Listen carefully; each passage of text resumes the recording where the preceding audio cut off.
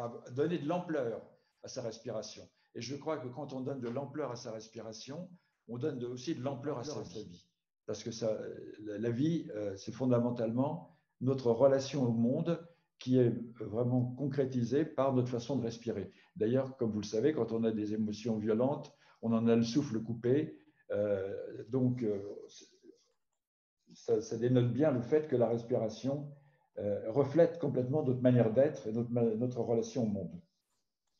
Donc, respirer avec le corps tout entier.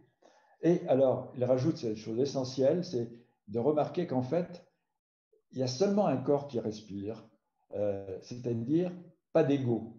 Et ça, alors là, c'est vraiment l'enseignement fondamental du Bouddha. Et c'est la raison aussi pour laquelle il faut faire attention à ce sutra, parce que si on le suit trop à la lettre, ben finalement, on pratique avec son ego, c'est-à-dire avec sa conscience personnelle, avec le mental, on est trop polarisé sur ce qu'on est en train de faire. Donc, c'est pour ça que moi, je recommande à propos de la respiration de suivre les recommandations du Bouddha, c'est-à-dire vraiment de respirer avec le corps tout entier, mais en même temps, au bout de quelques minutes, d'arrêter de penser à la respiration, de penser au corps et de laisser faire la respiration, de laisser faire la pratique sans plus intervenir volontairement. Donc oui, il souligne que c'est seulement le corps qui respire, c'est-à-dire qu'il n'y a pas d'ego. Voilà. Et ça, c'est fondamental. Parce que ce n'est pas seulement qu'il n'y a pas d'ego, c'est-à-dire qu'on ne met pas notre volonté, notre conscience personnelle dans la respiration, mais c'est qu'on réalise qu'au fond, même si on cherche à se demander, voilà le koan par excellence, qui respire, qui pratique maintenant, pour dire qui je suis, c'est le koan fondamental, eh bien, on ne peut pas saisir quelque chose. Et qui pratique Zazen, à la fin, Zazen pratique Zazen. C'est un enseignement fondamental de Dogen. Ce n'est pas moi qui fais Zazen, c'est Zazen qui fait Zazen. Et Zazen est plus fort à ce moment-là que la conscience du moi, et c'est Zazen qui nous tire au-delà de nous-mêmes et qui nous permet de lâcher prise. La pratique de Shinjin Datsuraku, enseignée par Dogen et qui a été son éveil fondamental, c'est justement quand ce n'est plus le moi, l'ego qui intervient dans la pratique, mais c'est que la pratique elle-même devient suffisamment forte pour nous faire oublier notre conscience personnelle, notre mental, notre ego, et nous tirer au-delà de nous-mêmes dans un état de conscience qu'on appelle Ishirio, c'est-à-dire au-delà de l'esprit qui compare, qui mesure, qui discrimine. Ensuite, le Bouddha parle de la posture du corps, et surtout en insistant sur le fait que l'on est, est conscient de ce que l'on fait avec son corps. Il dit, par exemple, quand le moine marche, il sait qu'il marche. Il dit, je marche. Quand on est debout, on est conscient qu'on est debout. Quand on est assis ou couché, pareil. On est pleinement conscient de la position de notre corps. Et ça, je crois que c'est assez important parce que ça nous incite vraiment à vivre dans notre corps. Par exemple, on n'est pas toujours assis en zazen, heureusement. On a autre chose à faire aussi dans la vie. Mais quand on fait autre chose, essayez de revenir le plus souvent possible au corps. Et même quand on se promène dans la rue, essayez d'être vraiment conscient de maintenant je marche et comment je marche. Aussi, il dit la même chose par rapport au fait de manger. Quand on mange, on mange. Et ça, c'est une pratique fondamentale du zen.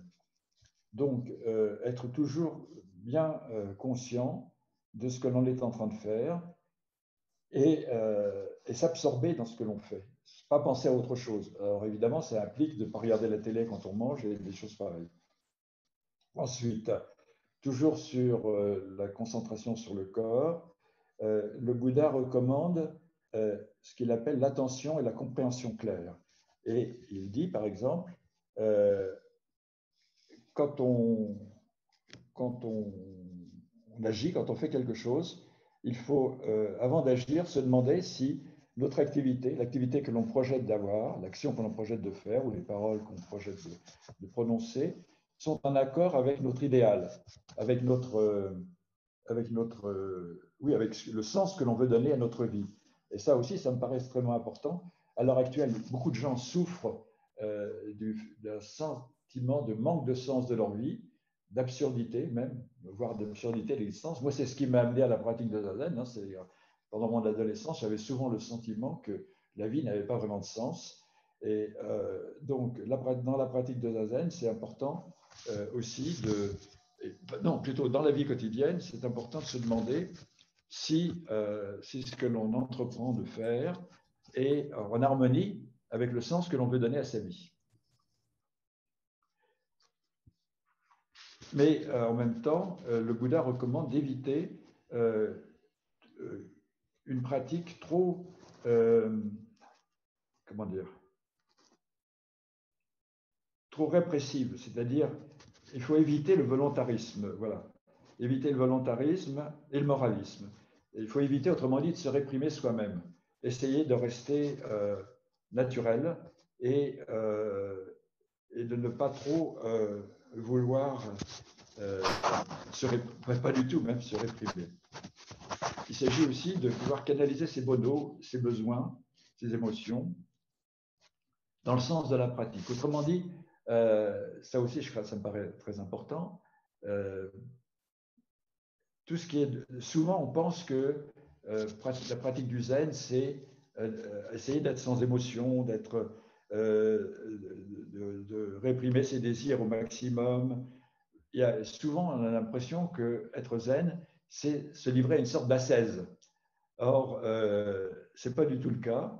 Le Bouddha recommandait la voie du milieu et par conséquent d'éviter tout ce qui pourrait être une forme de répression de ses besoins, de ses désirs. Seulement vérifier, et ça c'est l'enseignement du Bouddha à son fils, Rahula, vérifier quand même avant d'agir les conséquences que vont avoir, notre action ou nos paroles.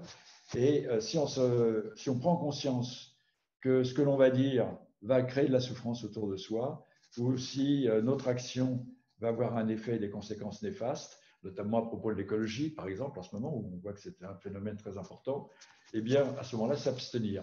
Mais pour pouvoir faire ça, il faut pratiquer l'attention. C'est pour ça que l'attention est vraiment essentielle, c'est-à-dire être toujours très attentif, non seulement à ce que l'on fait, mais aussi aux motivations de notre action.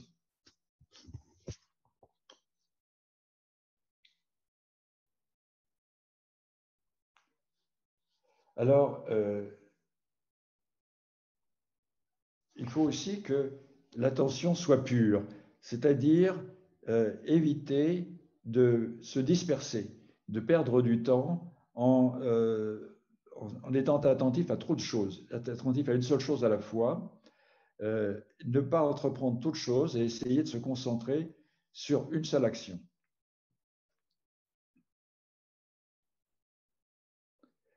Et éviter, autant que possible, d'être dans la réaction. Souvent, on réagit automatiquement aux pressions de notre environnement, des autres, du milieu dans lequel on vit, et finalement, ce n'est pas une action vraiment responsable, véritablement libre. Mais surtout, se rappeler quel est le sens que l'on veut donner à notre vie, et si on est vraiment engagé dans la pratique du zen, le sens de notre vie, le but que l'on poursuit, c'est la réalisation du Dharma de Bouddha, c'est-à-dire le fait de se comprendre soi-même profondément, pas seulement comprendre son ego, comment on fonctionne au niveau de nos émotions, de nos désirs, etc., mais comprendre à quel point finalement nous sommes totalement interdépendants de tout l'univers et nous n'existons que dans cette interdépendance. J'y assiste souvent pendant les Kusen parce que c'est ce qui permet de réaliser le véritable ego. Il y a un ego, on va dire, superficiel, qui est notre caractère, nos désirs, nos émotions, qui se manifestent à travers cela, en tous les cas. Mais il y a un ego beaucoup plus profond, c'est le véritable soi, c'est-à-dire, au fond, l'essence de notre existence. Quelle est l'essence de notre existence? Et revenir à cela le plus souvent possible, c'est très important. Ensuite, le Bouddha insiste sur la compréhension claire de la convenance, c'est-à-dire ce qu'il appelle l'art du praticable, c'est-à-dire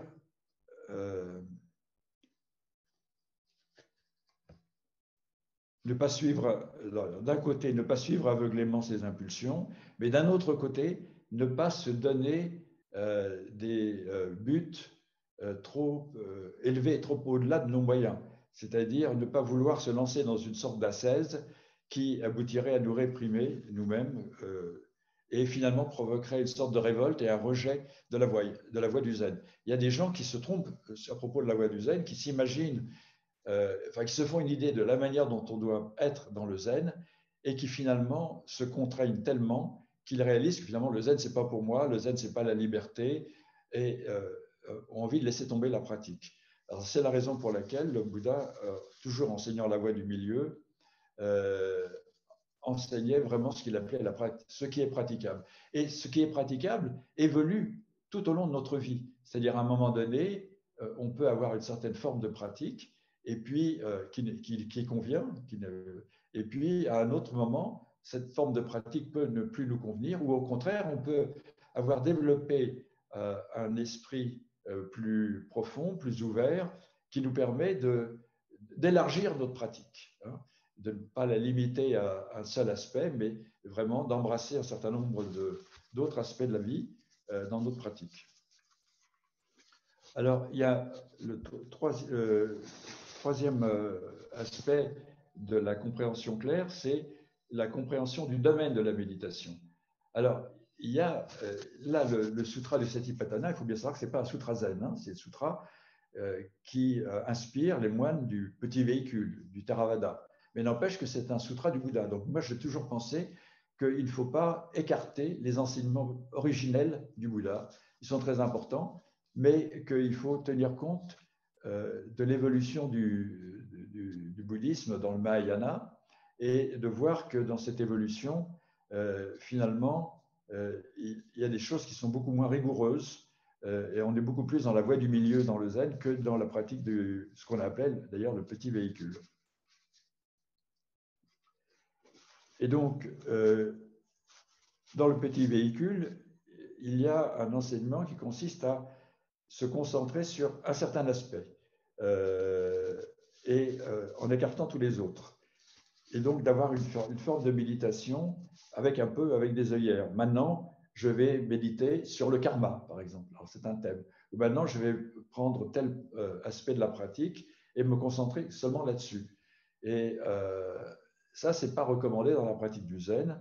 Dans la pratique du zen, il faut avoir une pratique qui est ouverte constamment à toutes les circonstances que l'on rencontre et ne pas limiter notre pratique à un seul aspect.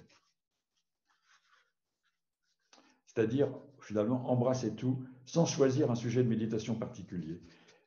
Sachant que, quand même, le thème fondamental de notre pratique, c'est d'apprendre à se connaître soi-même et d'apprendre à lâcher prise. Le lâcher prise par rapport à notre ego limité. Alors, le quatrième aspect de cette pratique de la compréhension claire, c'est la compréhension claire de la réalité, c'est-à-dire abandonner l'illusion d'un ego substantiel, d'un ego qui n'existerait, enfin qui pourrait n'exister que par lui-même. Ça, je l'ai déjà évoqué précédemment.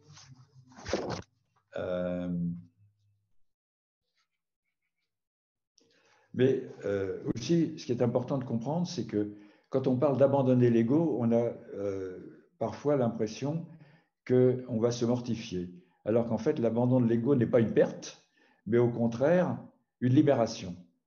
Je crois que ça, c'est le point essentiel au fond, c'est que tout ce qui est enseigné dans la pratique de l'attention vise à nous libérer de l'enfermement dans notre petit ego qui nous cause beaucoup de souffrance.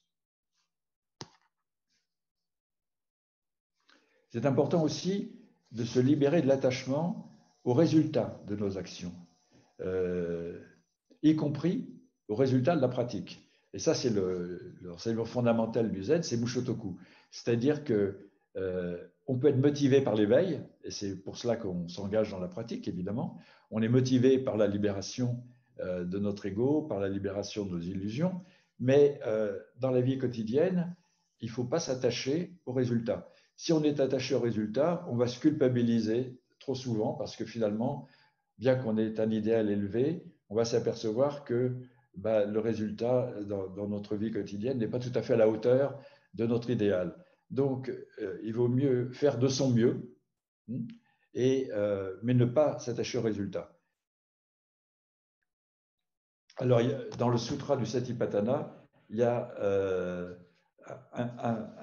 un paragraphe qui est vraiment du domaine du petit véhicule, que je ne recommande à personne de pratiquer, c'est la réflexion sur la répulsion du corps, c'est-à-dire réfléchir au fait que notre corps, au fond, est quelque chose de répugnant et plein de substances nauséabondes. Alors ça, je pense, et dans le zen, on n'est pas du tout comme ça. Au contraire, dans le zen, le corps est le dojo. Donc, c'est le lieu de la pratique, c'est notre corps finalement. Et donc, il faut y faire extrêmement attention, prendre soin de sa santé euh, et, et, même de la beauté du corps. Hein. C'est important voilà, de prendre soin. Ensuite, le Bouddha parle de la réflexion sur les éléments de la matière, c'est-à-dire finalement de réaliser que ce corps est constitué de tous les éléments de la matière de l'univers. Alors, dans la cosmologie bouddhiste, on parle des 4 éléments toujours, l'élément terre, l'élément l'élément eau, l'élément feu et l'élément air. Et on considère que finalement notre corps humain est constitué par ces 4 éléments, mais finalement tout l'univers est constitué par ces 4 éléments. Alors maintenant, on pense d'une manière évidemment complètement différente, mais fondamentalement, on peut avoir la même approche, c'est-à-dire avec toutes les connaissances scientifiques que nous avons maintenant, finalement, tout ce que l'on découvre, c'est que nous sommes constitués par tous les atomes qui ont provoqué le Big Bang. Enfin, les atomes qui sont apparus au moment du Big Bang, c'est encore ce qui constitue notre corps. Donc nous sommes, moi j'aime bien l'expression poussière d'étoiles, c'est-à-dire ce qui nous constitue, ce sont les éléments qui constituent tout l'univers. Et ça, alors évidemment, c'est une approche intellectuelle de penser comme ça, mais ça aide à penser qu'au fond, nous sommes un avec tout l'univers. Nous ne sommes pas une entité séparée. Nous sommes constitués des mêmes éléments que tous les êtres de l'univers, vivants, sensibles et non vivants, non sensibles. Alors, là, il y a aussi, dans le même ordre d'idées, il y avait une pratique de l'attention qui consistait à aller pratiquer dans un cimetière et observer, parce qu'en Inde, avant de brûler les corps, souvent ils restaient à l'air libre. Et c'était une pratique de certains moines d'observer le pourrissement du corps, du cadavre. Et avec l'idée bouddhiste, soi-disant, que ça permettait de se détacher de son propre corps, c'est-à-dire mon corps aussi deviendra poussière. Alors ça, c'est une évidence, mais je ne pense pas qu'il faille tous les jours se dire que mon corps deviendra poussière, parce que sinon on risque d'être un peu déprimé. Et d'ailleurs, le Bouddha a interdit cette pratique, finalement. Il a interdit cette pratique parce qu'il a eu des moines de Sassanga qui se sont suicidés à la suite de ce genre de pratique. Alors ça, c'est pour le corps. Comme je vous l'avais dit, le Satipatthana Sutra contient 4 grands chapitres. Le deuxième chapitre, c'est la contemplation ou l'attention aux sensations. Les sensations, c'est ce qui est de l'ordre de l'agréable, du désagréable ou du neutre. Et donc, ça consiste à être conscient, quelle est ma sensation actuellement? Est-ce que ce que je ressens est une chose agréable ou pas, désagréable ou pas, ou indifférente ou neutre? Donc, ça fait partie du fait d'être vraiment présent à la vie de chaque instant, d'être attentif à nos sensations. On est des êtres sensibles et on a toujours des sensations. Des fois, effectivement, si on nous demande qu'est-ce que tu ressens dans l'immédiat, bon, je ne ressens rien de spécial.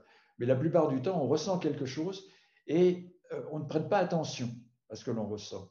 Et ça, c'est un peu dangereux parce qu'on peut, sans s'en apercevoir, négliger certaines sensations qui nous indiquent quelque chose, à quoi il faudrait faire attention.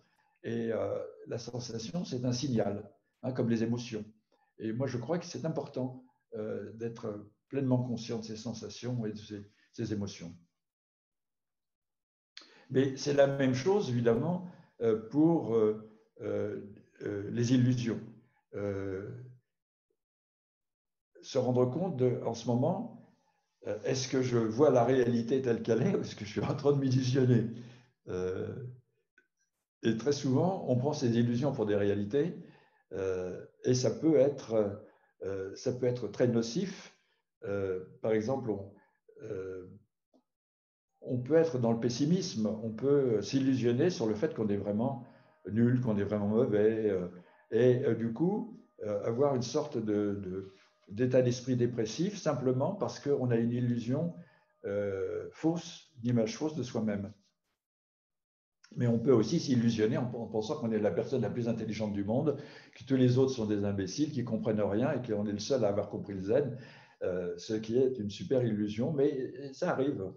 Ça arrive. Il y a des gens qui sont comme ça, qui croient qu'ils comprennent mieux le zen que les autres et qui s'illusionnent à ce sujet. D'ailleurs, c'est la raison pour laquelle Maître Deshimaru calligraphiait souvent sur les kyosaku, makumoso, qui veut dire n'entretenez pas d'illusions. Et ça voulait dire surtout n'entretenez pas d'illusions sur vous-même, sur votre propre réalisation. Et par exemple, penser à avoir le satori, c'est une super illusion. Donc, il vaut mieux éviter. Si on commence à penser qu'on a le satori, bon, il faut y regarder de plus près. Ce qui ne veut pas dire d'ailleurs qu'il n'y a pas d'éveil, qu'il n'y a pas d'illumination, qu'il n'y a pas de satori, mais j'en profite pour préciser cela. Ce qu'on appelle satori dans le zen, c'est se comprendre soi-même et c'est d'être en harmonie avec notre véritable nature. Ça n'a rien à voir avec ce que les gens imaginent parfois le satori comme une grande illusion qui provoque une émotion très puissante, etc. Dans notre pratique, finalement, l'éveil, c'est d'être en harmonie avec notre véritable nature et d'être présent à la vie de chaque instant. À propos de l'état d'esprit aussi, parmi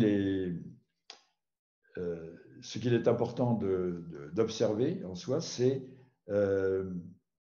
aussi si on est distrait ou si on est concentré.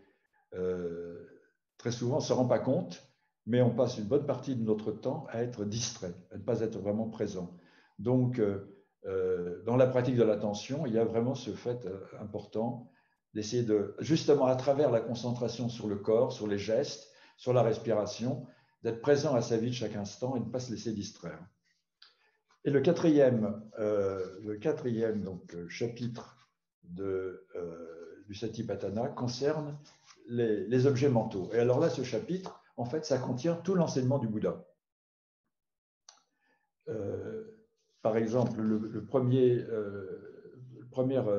objet mental à observer, ce sont les obstacles.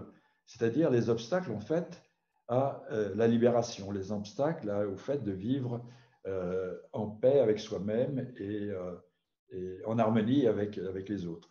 Et ces obstacles, le Bouddha les énumère. Alors, il faut savoir qu'en Inde, on aime beaucoup les énumérations et les classifications. Et le Bouddha parlait à des Indiens et il employait un peu la même approche. Par exemple, au sujet des objets mentaux, donc d'abord les obstacles, ensuite les agrégats, ensuite les sphères des sens, et ensuite les entraves. Voilà. Les facteurs d'éveil et les quatre nobles vérités. Donc, ça fait cinq objets mentaux qui, en fin de compte, incluent, au fond, toute la vie. Hein. Alors, je pense que les obstacles, c'est peut-être ce qui est intéressant de voir, plus particulièrement. Ce sont les obstacles donc à la concentration et à une vision intérieure. Et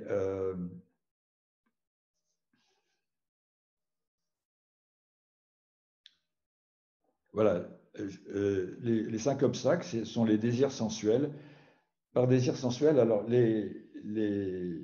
l'enseignement qui était donné à des moines, les moines étaient astreints à la chasteté, célibat, chasteté, et donc le désir sensuel était un obstacle à la pratique de la méditation, parce qu'il est évident que si, quand on pratique zazen, on commence à avoir des désirs érotiques, ça fait un zazen un peu perturbé.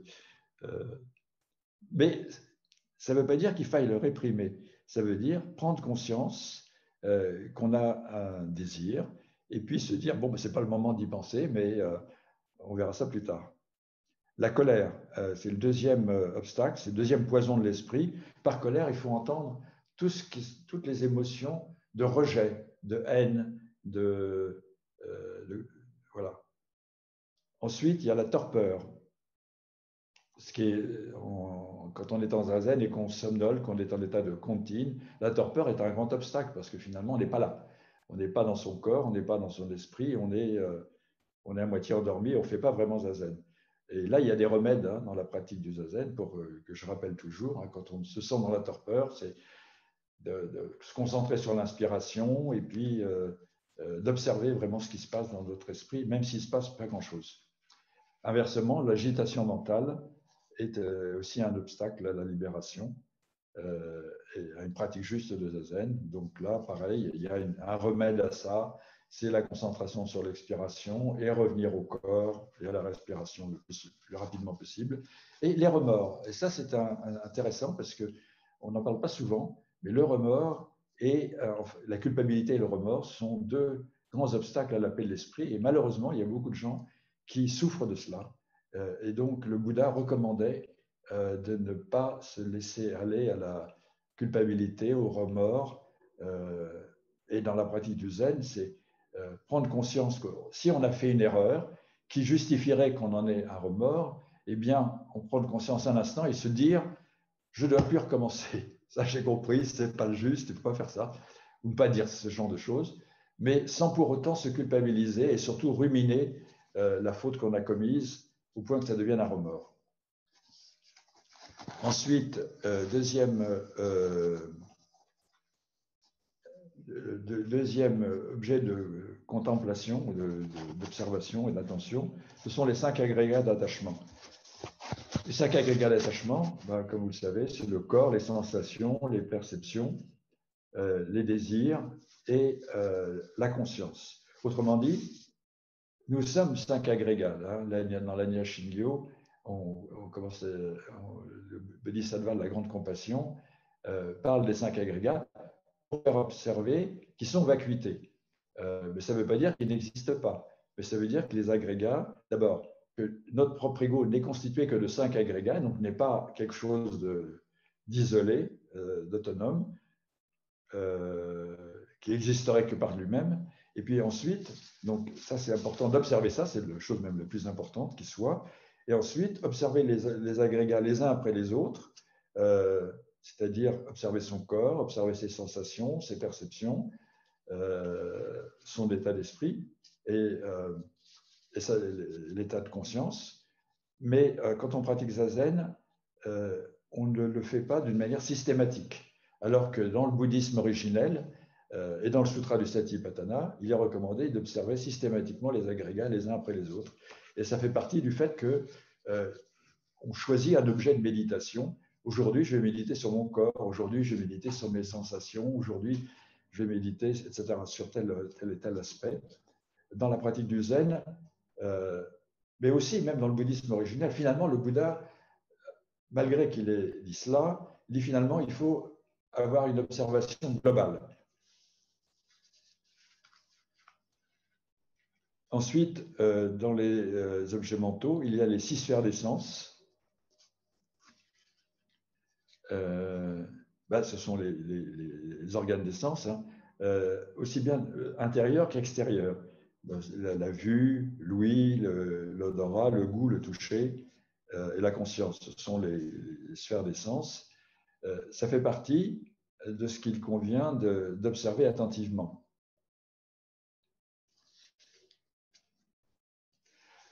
Et alors, il y a un aspect qui est important, ça va être, on arrive vers la fin, pas tout à fait, c'est l'observation des entraves à la libération, c'est-à-dire des croyances, comme la croyance en l'ego, ou alors le scepticisme, le fait que l'on doute de la pratique, le bien fondé de cette pratique.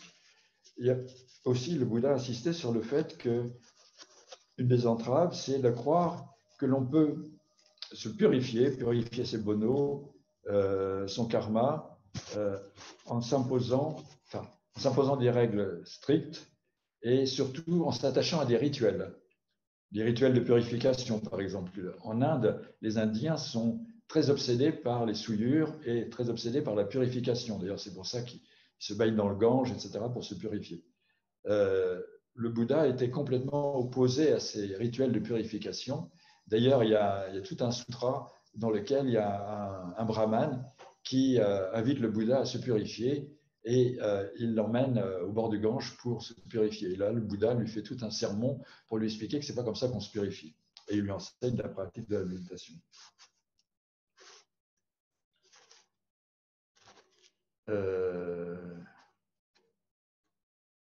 Oui, alors il y a aussi d'autres désirs, mais qui ne nous concernent pas tellement. Ce sont des désirs d'une existence immatérielle auxquels les Indiens croyaient, mais qui ne nous concernent pas véritablement. Par contre, il y a, à chaque fois qu'il est question d'obstacles, d'entraves, l'ignorance revient toujours. Et évidemment, c'est probablement l'obstacle le plus important, c'est d'être ignorant. Ignorant pas seulement de l'enseignement du Bouddha, mais ignorant par rapport à notre propre vie. Hein. Il y a beaucoup de choses que nous ignorons de nous-mêmes, que nous avons refoulées, oubliées, et finalement qui font qu'on agisse sans se rendre compte de ce qui nous conditionne.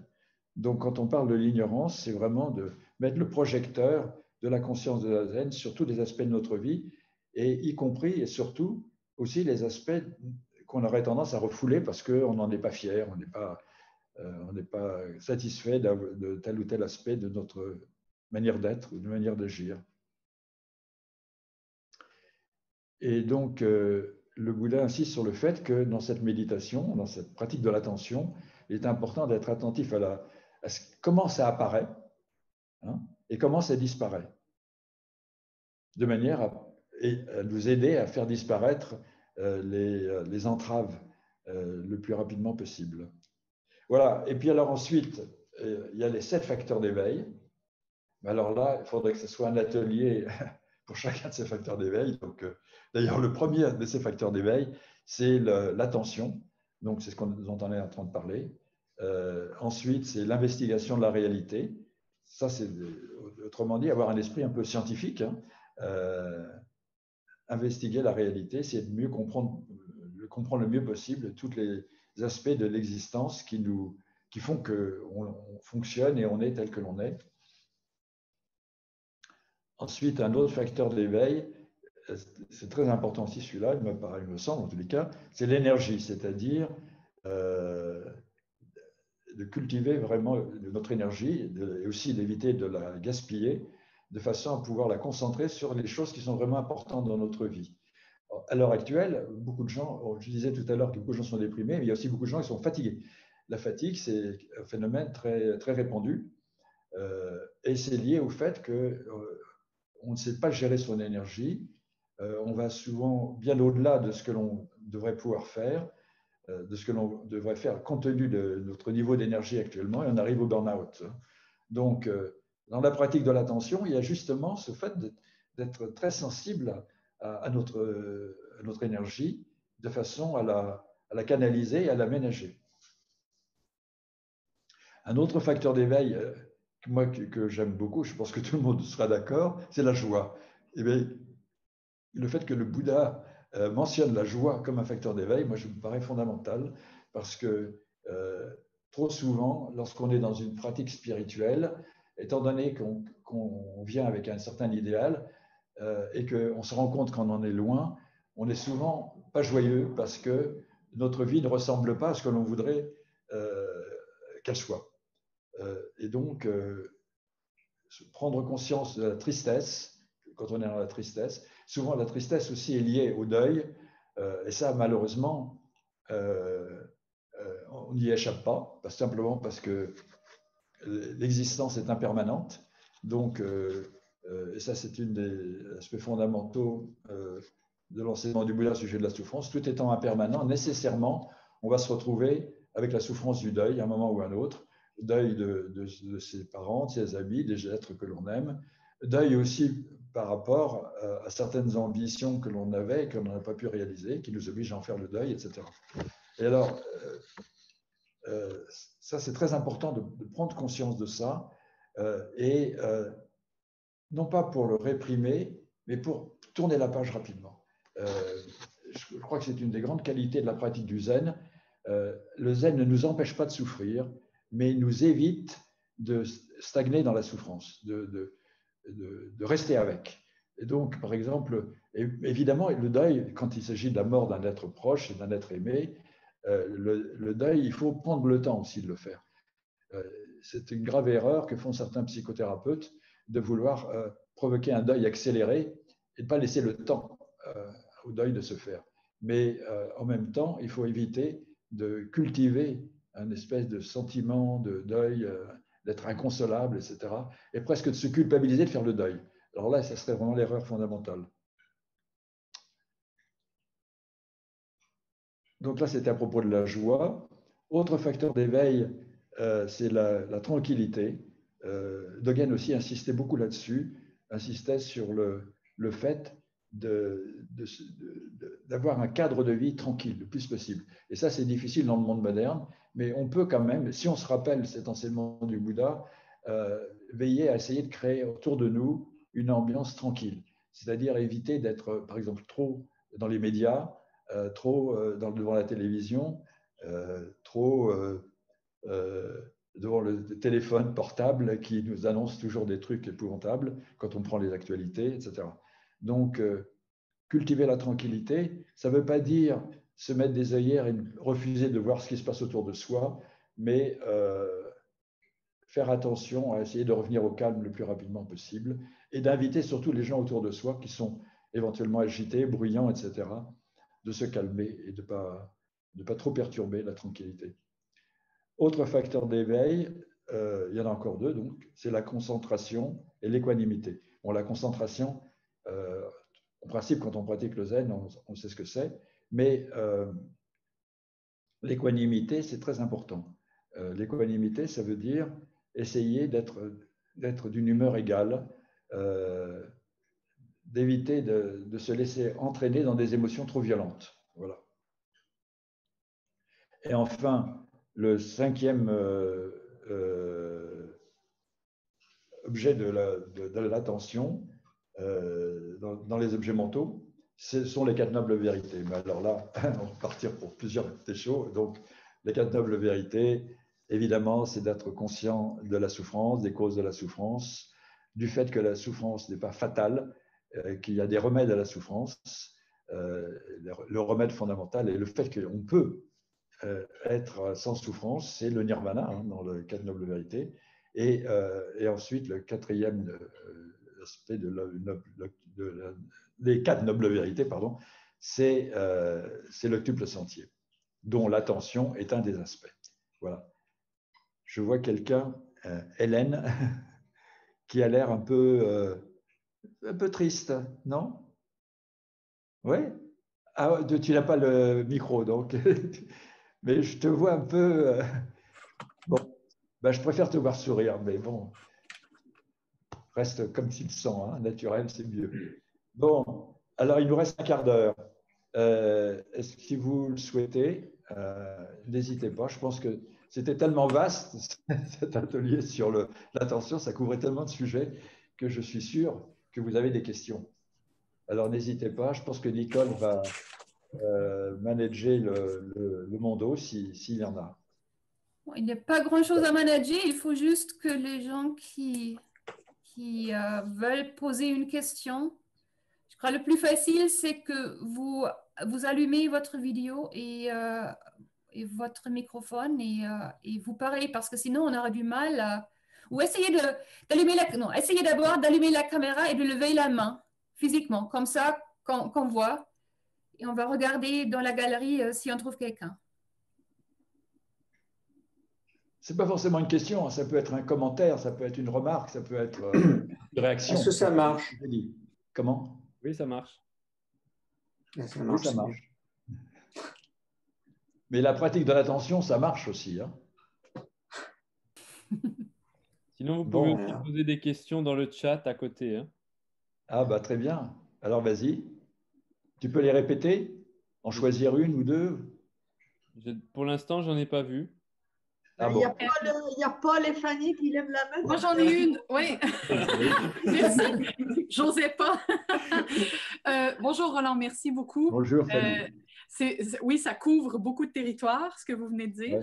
Ouais. Oui, c'est un moment assez difficile pour plusieurs raisons et j'avais une question qui est peut-être globale, à laquelle vous avez peut-être déjà répondu, qui est en fait comment est-ce qu'on peut vivre une vie qui a du sens, mais pas juste pour nous, plus au niveau, je me demande plutôt au niveau global, au niveau de la communauté, au niveau de la société, parce que je trouve que c'est un temps aussi où on peut faire beaucoup d'introspection, je comprends ça, c'est bien, mais je voudrais être plus active et je me demande comment est-ce que le zen peut m'amener à être plus active et à vivre une vie qui a vraiment un sens avec les gens avec qui je vis. Je ne sais pas si... Oui, oui, oui. Ben, moi, je crois qu'il faut être justement très attentif à ce qui se passe autour de toi. Par exemple, déjà au niveau de l'environnement, comment tu manges, comment tu fais la cuisine, qu'est-ce que tu fais avec les déchets de ta nourriture, par exemple, ça c'est une chose. Être le plus possible écologique. Donc, dans les achats que tu fais, où est-ce que tu fais tes courses, à qui tu achètes, est-ce que tu favorises, par exemple, là je viens de faire le marché, c'est pour ça que j'étais presque en retard tout à l'heure, ben, on favorise les producteurs locaux, on va au village et puis on achète ce qui est fait dans les environs. Ben, ça, c'est une forme de pratique. Ça aide des gens qui sont assez modestes, généralement, à vivre. Voilà, ça, c'est une chose. Mais par exemple, je crois que justement, l'attention, la pleine conscience, c'est observe simplement le visage et la physionomie des gens qui sont autour de toi. Et si tu vois que quelqu'un a l'air triste, eh bien, demande-lui qu'est-ce qui se passe. Moi, dès que je vois quelqu'un qui fait une grise mine, comme on dit, je dis, mais qu'est-ce qui se passe, qu'est-ce qui t'arrive? Et je l'invite l'autre à s'exprimer, essayer de comprendre ce qui se passe pour elle. Et après, je me demande, qu'est-ce que moi je peux faire pour la consoler, pour l'aider à sortir de sa déprime, tu vois? Donc, justement, être attentif aux autres, c'est regarder le visage, c'est fondamental. Et voir, et être attentif en même temps intérieurement, parce que tiens, d'un seul coup, j'occupe tout l'écran. Je vois plus mon visage en plein milieu de l'écran. Alors attends, moi je vais essayer de réduire le truc. Est-ce que Nicole peut faire en sorte que... Faut aller dans la fiche. Voilà, ça dépend de chacun. Il y a en haut à droite. Maintenant, je te vois toi en plein écran. Oui, c'est parce que je parle. Dans ta fenêtre Zoom, à droite, tout en haut. Oui. Tu vois un petit symbole avec deux galeries, vue de la galerie, un truc comme ça? Ça s'appelle affichage. Merci. Merci, mon Zoom est anglais, donc je suis perdue. Affichage. Si tu cliques dessus, tu peux choisir entre un mode où la personne qui parle est la seule qui est affichée, ou bien où tout le monde est affiché avec des petites images. Ah d'accord. Ben écoute, là, je n'ai pas trouvé le truc, mais on ne va pas perdre de temps. On va continuer notre mondo. Moi, ce qu'il faudrait, c'est que je revienne je voudrais avoir tout le monde, moi. Oui.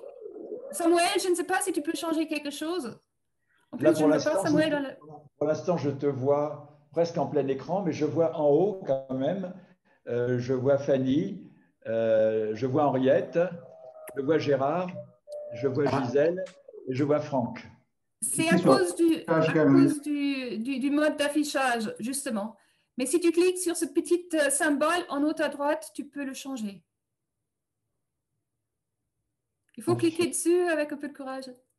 Mode plein écran, ah oui, d'accord. Il y a un deuxième mode.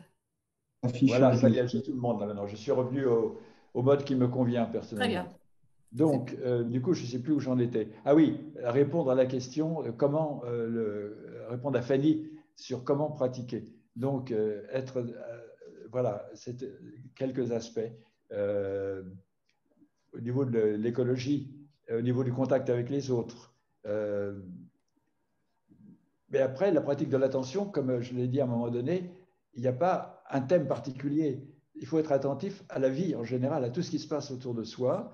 Et alors, ensuite, être attentif, ça c'est l'extérieur, mais être attentif intérieurement à ce que l'on ressent. Et comme je l'ai fait remarquer tout à l'heure, il y a beaucoup de gens, quand on leur demande ce qu'ils ressentent, ils s'en savent rien. C'est-à-dire qu'ils ne sont pas dans l'awareness, comme on dit, dans la prise de conscience de ce qui se passe à l'intérieur d'eux. Et si on n'est pas dans cette prise de conscience de ce qui se passe en nous, ben, on a perdu la boussole pour s'orienter.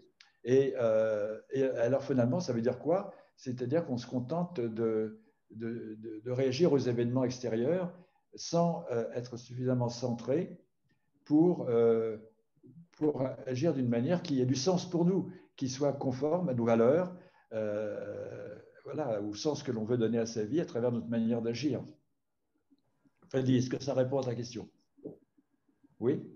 Oui, oui, vraiment beaucoup. Parce que ça part de soi, en fait. C'est ce que je comprends de ce que vous dites. Ça part de notre environnement aussi très, très proche, quoi. Donc, Voilà. tout ce que je fais a un sens et amène un sens à ma vie. Peut-être que ça, je ne l'avais pas vu ou je ne l'avais pas réalisé. Oui, mais ce qui est important aussi, c'est de se demander quelles sont les valeurs de notre vie. Hein. Alors, dans le zen, évidemment, les valeurs sont décrites à travers les paramitas, hein, c'est-à-dire les grandes pratiques des bodhisattvas. Au fond, si on pratique le zen, moi je vais te redire ce que je dis souvent, c'est-à-dire quand on pratique le zen, on est dans l'esprit du bodhisattva. Et si on est dans l'esprit du bodhisattva, les valeurs de la vie, ce sont les paramitas, c'est-à-dire les préceptes, avoir une attitude éthique dans la vie. Et les 10 préceptes, tu les as entendus déjà, je suppose. Donc, protéger la vie, ne pas mentir, ne pas voler. Au contraire, pratiquer le don, pratiquer l'authenticité, ne pas se mettre en colère, mais au contraire être bienveillant, etc. Hein. Je pars, parce que là, sinon, là, je fais un thé chaud que sur les paramitas. Mais c'est pour dire, il y a étudiez tous, d'ailleurs, je vous le recommande, les paramitas. D'ailleurs, moi, je crois que je vais faire un jour un livre ou quelque chose, au moins un fascicule, sur la pratique des paramitas, parce que c'est vraiment, pour moi, ce qui donne le sens à notre vie, ce qui permet, à partir de Zazen, donc de pratiquer les préceptes, de pratiquer la patience, de pratiquer l'effort juste, etc. Ça donne vraiment une orientation à notre vie. Voilà. On a D'autres questions? On a quelqu'un qui a levé la main dans la liste des participants et on a aussi 2 ou 3 questions dans le chat, y compris une qui est très simple. Je découvre le zen pour la première fois et c'est très fort, cela résonne en moi. Merci beaucoup Roland. Pourriez-vous m'indiquer les références de ce sutra que je puisse continuer à y réfléchir? Oui, alors le sutra s'appelle le Satipatthana Sutra. Voilà, Satipatthana Sutra. Alors, donc, si tu vas sur Internet, dis à la personne, je ne sais pas si elle m'entend, si elle va sur Internet, elle tape sur Google Satipatthana Sutra et elle trouvera le sutra. Lui-même, je pense qu'il est on le trouve sur Internet, mais par contre, on peut aussi évidemment l'acheter. Je l'ai pas. Attends, si je me lève, je vais aller chercher un bouquin, je vais le montrer.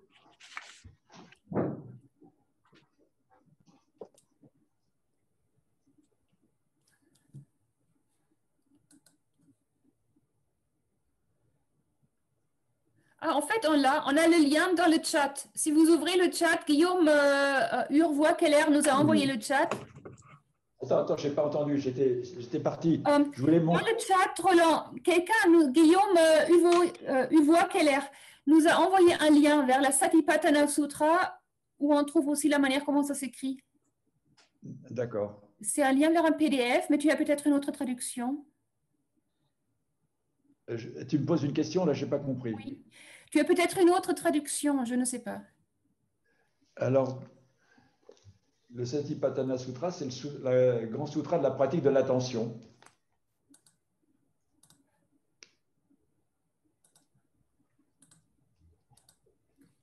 Qu'est-ce qui se passe là? Plus personne?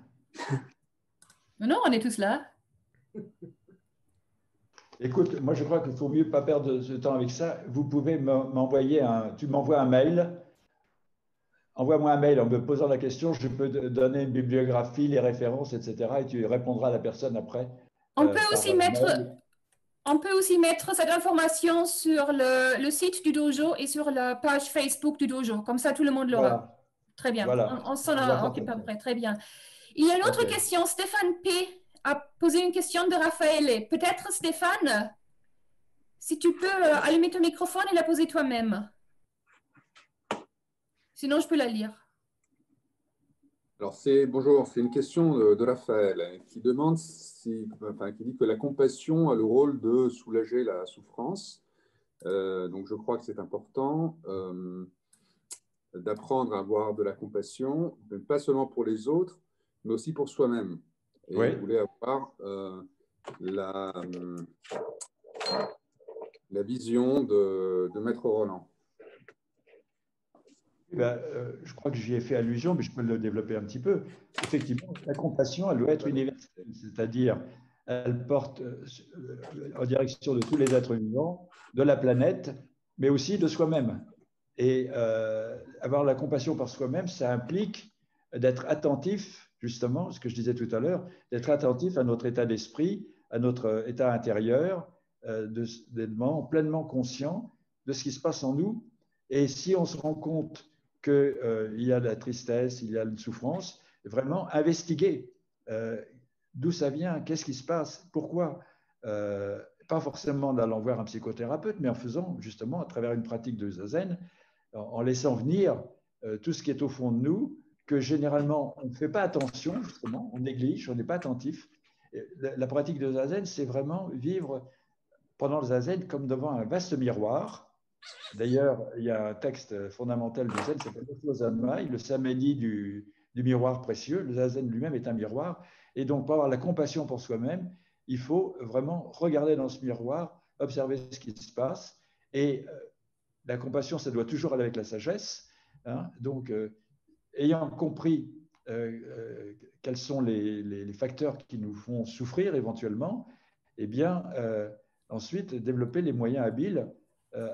Habile, ça veut toujours dire approprié pour remédier à cette souffrance.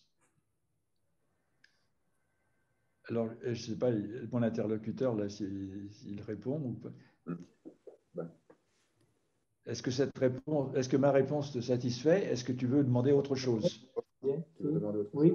Non, non. Bien. Il y a Merci. aussi Merci. Denis qui... Pardon, je ne voulais pas interrompre. Non, merci beaucoup. Merci beaucoup. Ça va?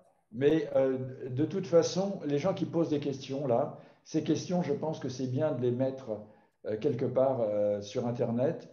Éventuellement, je pourrais développer certaines choses pour compléter ma réponse, là. Si vous êtes sur Facebook, posez vos questions au-dessous de l'annonce de l'atelier aujourd'hui. Et on va les reprendre. Je crois que c'est la meilleure manière de faire. Ou sinon, envoyez-les au dojo par email et on va aussi les rajouter au même lieu après, si vous n'êtes pas sur Facebook. Il y a aussi Denis qui a levé sa main depuis tout un moment, qui voudrait bien te poser une question. Denis? Oui. Pardon, ça y est. Bonjour. Oui, voilà, c'est à toi. Bonjour Roland et merci. Une question que j'ai depuis longtemps. Dans la pratique de l'attention aux sensations, dans le fait de se concentrer sur soi, ses sensations, ses émotions, savoir d'où elles viennent, j'ai des fois l'impression que ça active mon mental parce qu'il y a cette vigilance perpétuelle. Je suis un cérébral, je suis un grand consommateur de mental, mais j'ai l'impression que ça réactive le mental par cette vigilance et même que ça puisse aller vers une sorte d'égocentrage, c'est-à-dire que au lieu de m'ouvrir vers l'extérieur, je ne prends trop ou que mes sensations en compte, mon mental et cette analyse. Je comprends. Le remède à ça, c'est de pratiquer l'attention ou l'observation, c'est la même chose, hein, instantanée. C'est-à-dire prendre conscience de ce qui se passe. Qu'est-ce qui se passe maintenant? Qu'est-ce que je ressens là? OK? Le sentir immédiatement. Ne pas ensuite s'engager dans toute une rumination mentale au sujet de ce que je ressens. Simplement, j'ai ressenti ça. Voilà, en être pleinement conscient. Et puis, revenir au corps, justement, revenir au corps, revenir à la respiration, permet de tourner la page rapidement. C'est-à-dire, autrement dit, être à la fois pleinement conscient, mais dans le moment. Alors, ça peut rester, on peut rester conscient de quelque chose pendant une minute, 2 minutes, mais je veux dire, ne pas ensuite embrayer sur des ruminations mentales au sujet de ce que l'on a ressenti, revenir à l'ici et maintenant, et pour ça, le mieux, c'est de revenir au corps. Toi, tu dis que tu es très mental, eh bien, moi, je t'invite vraiment à revenir à ton corps, vraiment, en essayant de te donner, par exemple, des activités physiques, de prendre le soin de faire ton ménage, de faire ta cuisine toi-même, de ne pas acheter des plats cuisinés. Tout ce que tu peux faire manuellement, ça fera du bien. Voilà.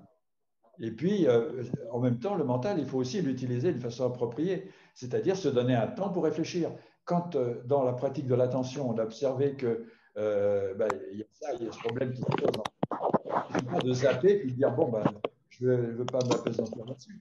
C'est-à-dire, il y a un moment pour réfléchir, se donner ce moment, prendre le temps. Et une fois qu'on a réfléchi, on a pris une décision, on a fait ce qu'on pensait devoir faire, eh bien, là, on tourne la page. Oui, ça aurait été ce que j'aurais répondu. Il n'y a pas un moment de compréhension à faire quand on reçoit comme ça, on est dans l'attention d'une émotion négative ou fortement positive. Il y a quand même un moment de compréhension avant de revenir Bien au sûr, corps. Oui, oui. Oui, oui. Donc, c'est un équilibre difficile à tenir entre ce moment de compréhension qu'on ne doit pas faire exister trop longtemps. Oui, non, mais alors ce que je disais, moi, c'est par rapport. En fait, tu as raison d'insister parce que la recommandation que je donnais, c'est par rapport au fait quand on pratique Zazen. Quand on est en Zazen, il y a quelque chose qui apparaît, hein, comme une bulle qui remonte du fond de l'eau. On l'observe, on dit ah oui. Et alors, si justement c'est quelque chose d'important, moi je conseille vraiment de mettre un post-it dans sa tête, dans son mental, et se dire bon, après Zazen, il faudra que j'examine cette question-là. Ce n'est pas quelque chose qu'il faut zapper rapidement. Et donc, après Zazen, Zazen nous a permis d'être attentifs, de prendre conscience.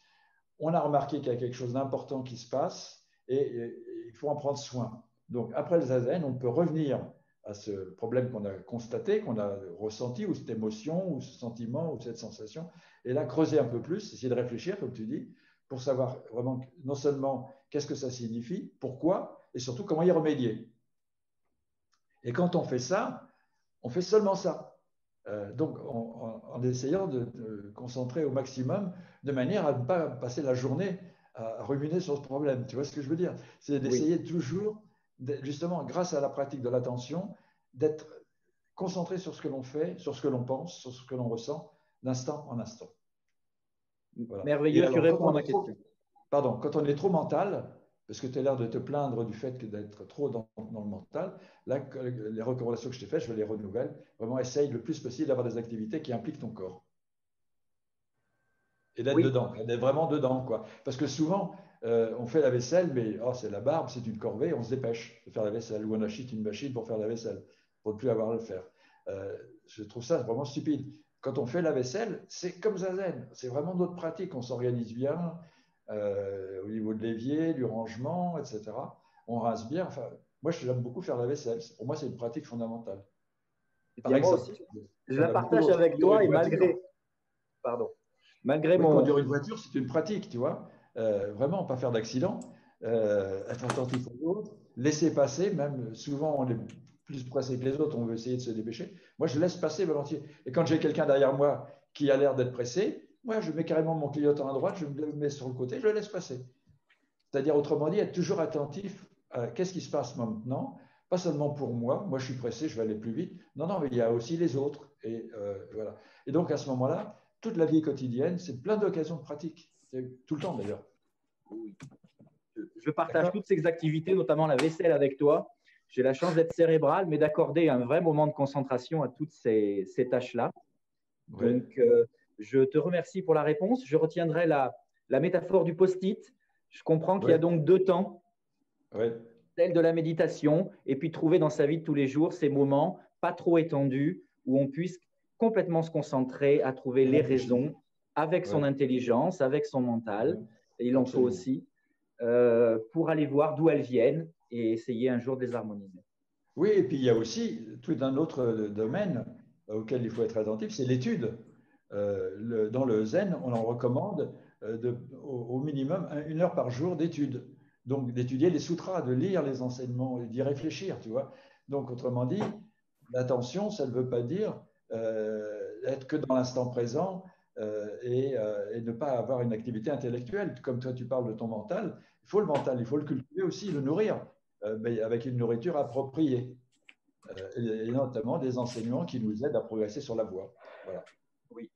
Pour les participants, parce que, excuse-moi, je remets juste 2 mots en ligne. C'est-à-dire que souvent, moi, j'ai une sorte de dichotomie. On me dit, je suis vigilant à plein de choses, effectivement, mais à quel moment je peux être spontané et ne pas utiliser le mental? Et c'est dans ce rapport d'équilibre que des fois j'hésite et je trouve que c'est difficile.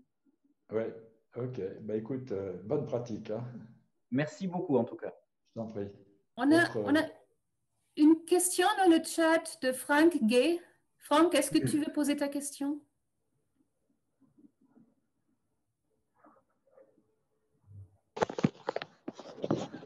Attendez, oui, pendant ce temps-là, bonjour à tous et tous.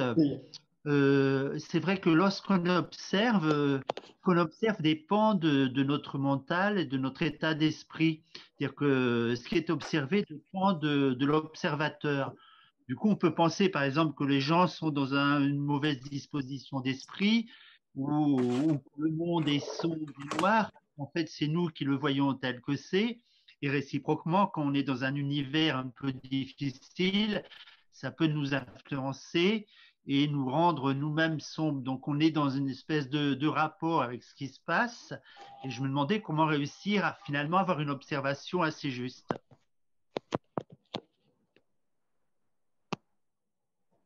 Je ne comprends pas très bien le sens de ta question.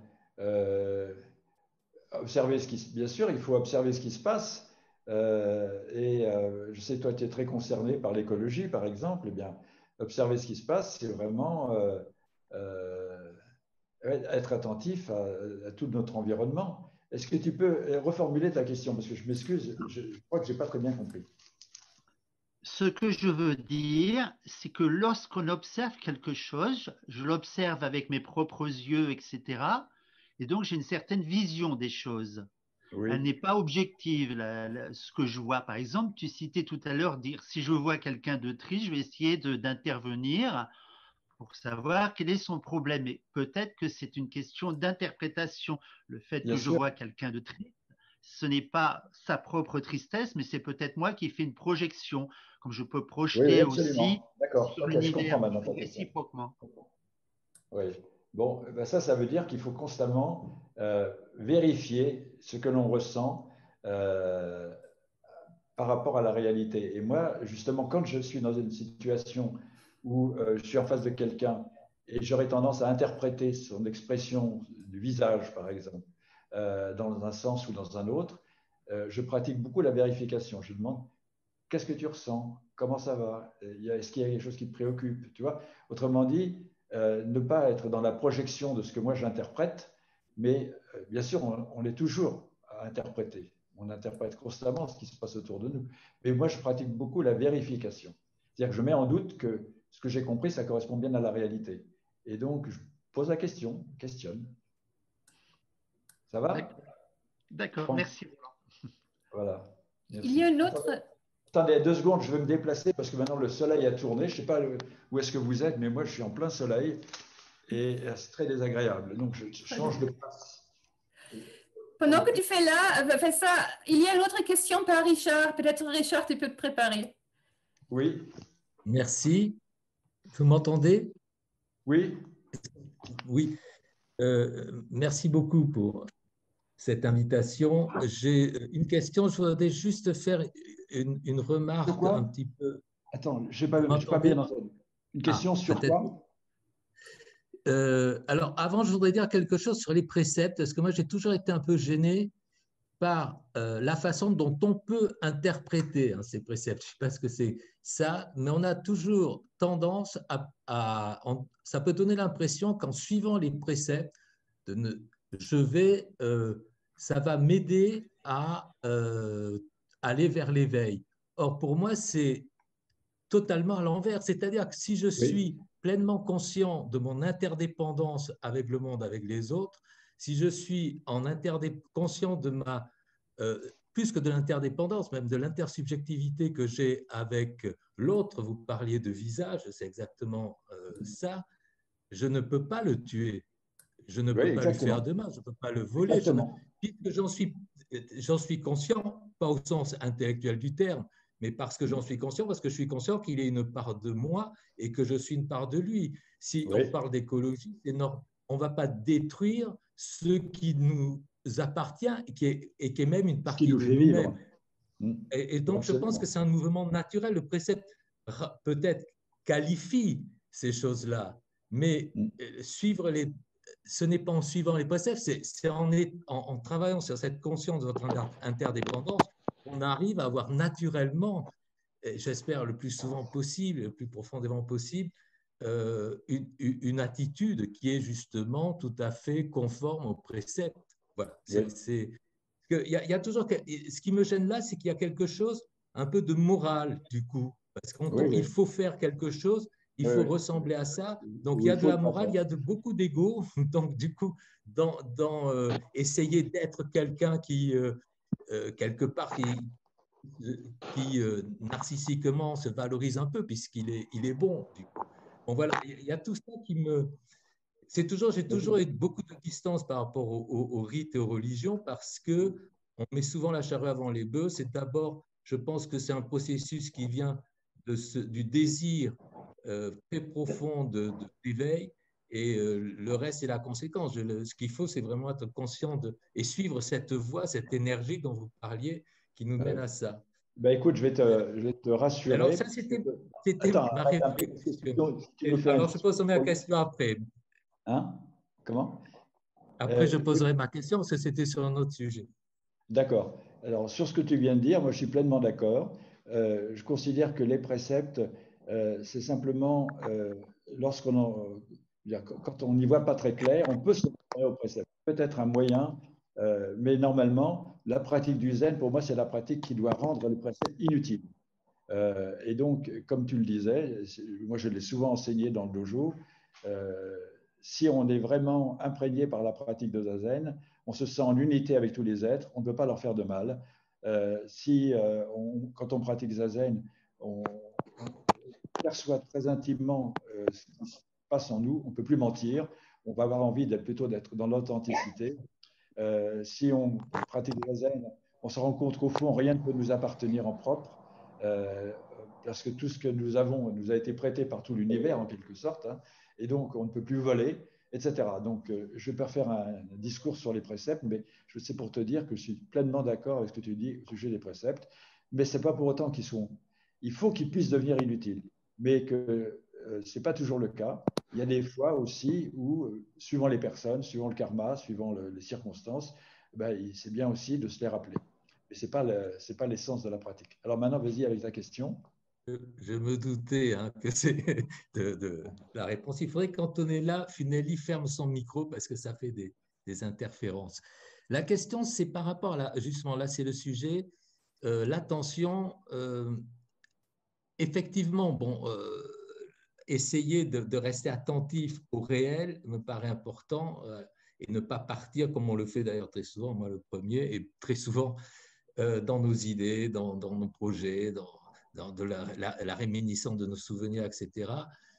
C'est important. Mais alors, on occulte une partie qui, quand même, pour moi, fait partie du zen.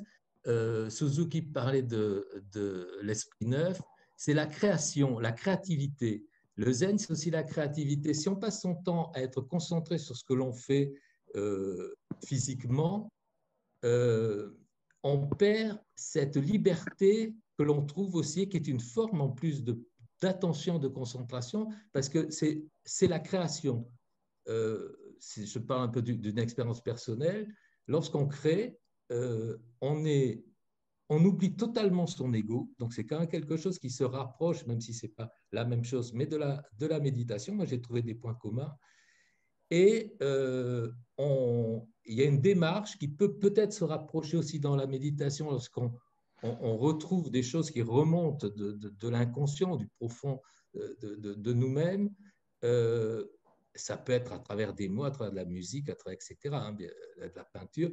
Mais cette relation à la création ne peut pas se faire en restant attentif. Si je peins, je ne peux pas être attentif à mon geste de la peinture. Si je fais la musique, je ne vais pas être attentif à mes doigts sur le piano. Vous voyez, il y a une relation qui échappe à l'attention, mais qui est aussi du niveau de la conscience profonde de soi. Et pour moi, qui fait partie du zen aussi. Oui, je suis d'accord. Alors, comment vous le situez où? Justement, cette partie de la création qui est fondamentale dans l'homme aussi. Oui, oui, oui. Mais d'ailleurs, les moines zen sont des grands artistes. Enfin, souvent, très souvent, je ne sais pas s'il y a eu des expositions ou des livres sur l'art zen, donc notamment la peinture, la calligraphie, le sumi-e, etc. C'est un mode d'expression. Il y a aussi dans la musique, il y a toute une école du zen au 19e siècle qui étaient des joueurs de flûte et qui donc exprimaient leur pratique, leur compréhension, du zen, de la vie plutôt, à travers la musique. Donc, je crois que ce que la pratique de zazen peut apporter à un artiste, beaucoup de choses bien sûr, mais aussi une chose fondamentale, je crois, c'est de ne pas mettre trop d'ego dans ce que l'on veut créer. Et moi, je trouve dans l'art moderne, souvent, c'est un art qui est de plus en plus intellectuel, qui part d'une idée et on veut essayer d'illustrer l'idée, son intention à travers quelque chose qu'on crée.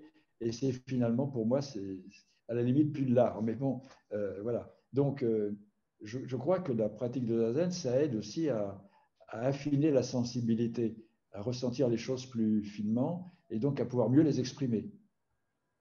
Voilà. Oui, oui, mais c'est vrai que dans l'art, ça peut être aussi l'expression de l'ego, et là, c'est rarement du grand art. Je crois que ce qui rend l'art, ce qui va toucher, c'est l'universalité, c'est la capacité d'un être humain tout d'un coup à trouver en lui quelque chose qu'il peut partager avec. Et sur des siècles, c'est ça qui est encore plus étonnant, c'est pas simplement avec les autres humains, mais qui va raconter une histoire qui peut nous toucher même des siècles après, mais c'est justement parce que ça ne raconte pas un ego, ça raconte quelque chose de beaucoup plus profond. Et bien sûr. C'est vrai, bon, on ne va pas rentrer dans un... Mais c'est très juste comme réflexion. Oui. OK. Bon. On a une question. Et merci, Roland, m'avoir offert cette très belle préface du livre Esprit Zen. Ah, d'accord. OK. Bonne continuation pour ta pratique, en tous les cas. Merci. Oui. Je suis à Toulouse. Malheureusement, sinon j'aimerais bien pratiquer avec toi. OK. On a une autre question sur le chat de Cœur de Paix sur le Covid. Oui. Salut, c'est à toi. N'oublie pas d'allumer ton microphone. Voilà. Ça y est. Cacho, avez-vous des conseils par rapport à comment réagir aux personnes qui sont vraiment persuadées que Bill Gates veut nous tuer, qu'il y a SIDA? Attends, je te comprends mal. Est-ce que tu peux t'exprimer? C'est pas vraiment par rapport directement aux zazen, c'est par rapport à comment faire face. Wendy, lis ta question dans le chat, elle est très bien posée. Depuis le début de cette situation de Covid, oui, il y a des gens que je connais, des amis, qui sont persuadés qu'il y a un complot, qu'il y a beaucoup de choses cachées derrière, que nous sommes vraiment en danger, que le Covid n'existe pas, que le vaccin connaît maintenant le sida, que il y a toutes sortes de forces, et c'est vraiment des propos violents, surtout que Bill Gates et Emmanuel Macron veulent nous tuer. Enfin, plein de gens tiennent ces propos et veulent partager ces pensées. J'ai pas peur de ça, mais je veux quand même... Mais ce sont des idées des autres.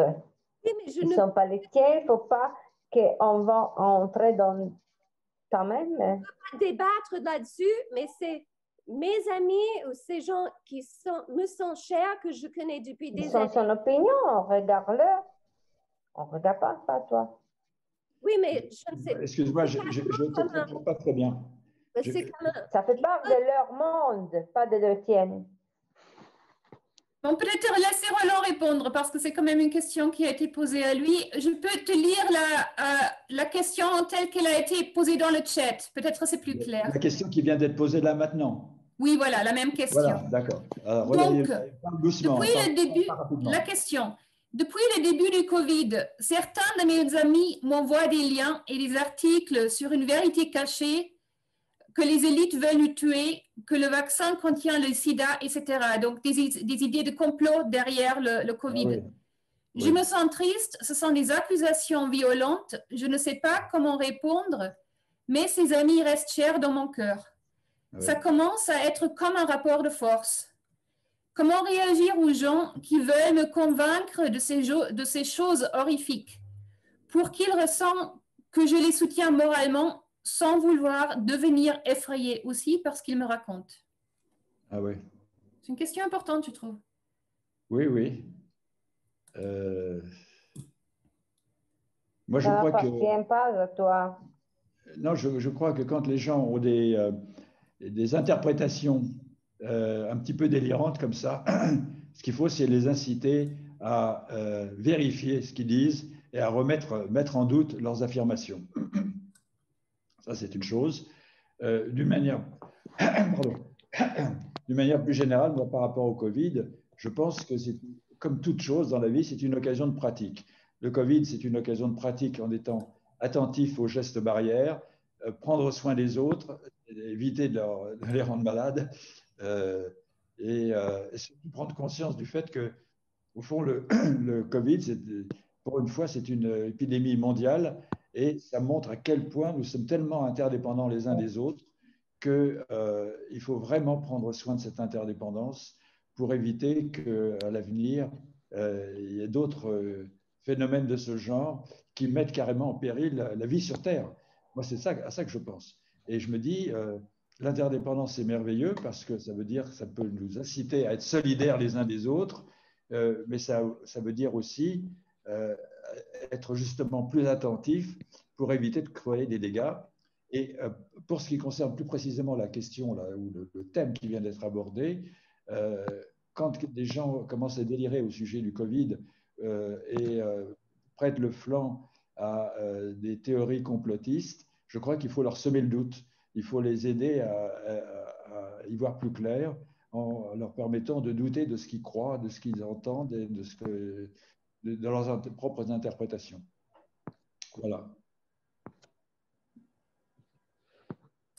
Est-ce qu'il y a encore d'autres questions? Si vous en avez et vous ne savez pas faire autrement, levez le bras juste avec la caméra, comme ça on peut vous voir. Gérard.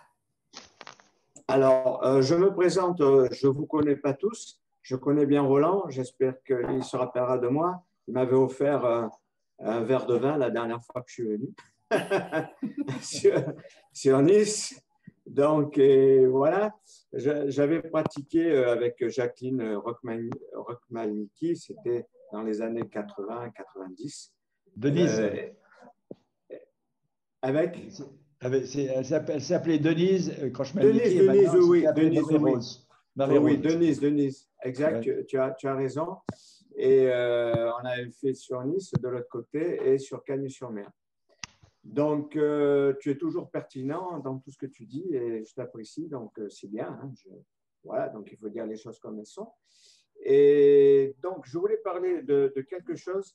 Tu as parlé de la joie. Effectivement, c'est un sentiment qu'on en a besoin parce que si on n'est que coléreux, si on est triste, etc., on ne vit pas notre vie de ce qu'on devrait vivre.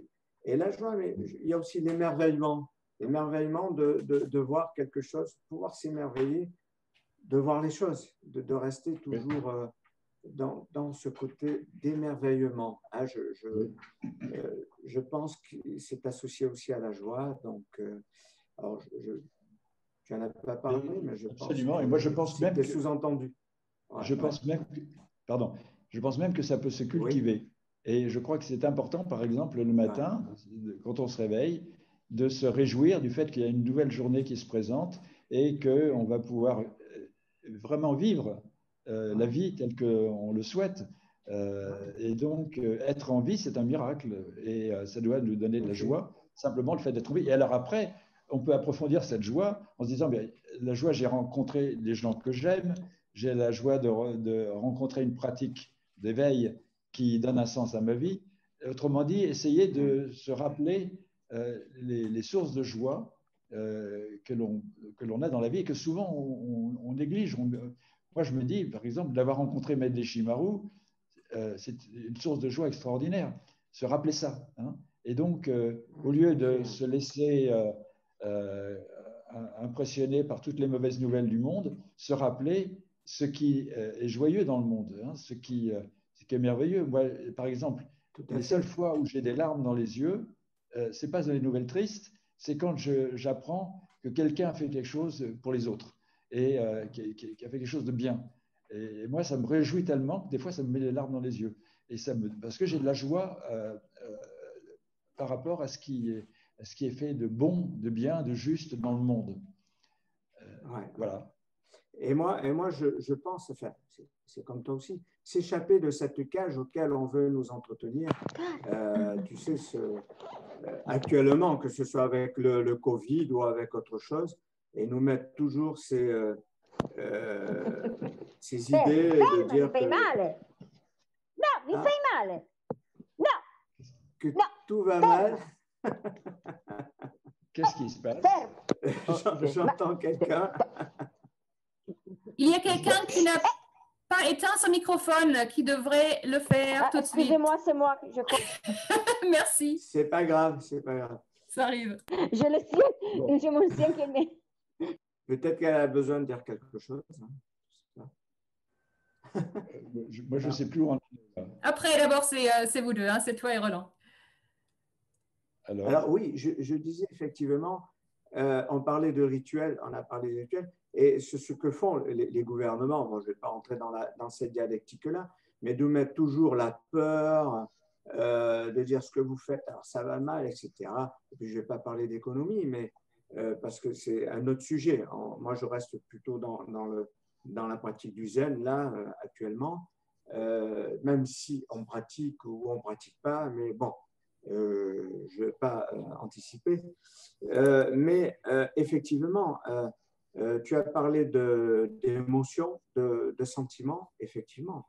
La colère aussi, la colère actuellement, on est en colère contre tout ce qui se passe et tout ce qu'on essaie de nous inculquer, de nous dire il faut avoir peur du Covid, il faut avoir peur du ci, vous ne pouvez pas sortir, on est pris dans une cage. Hein, voilà.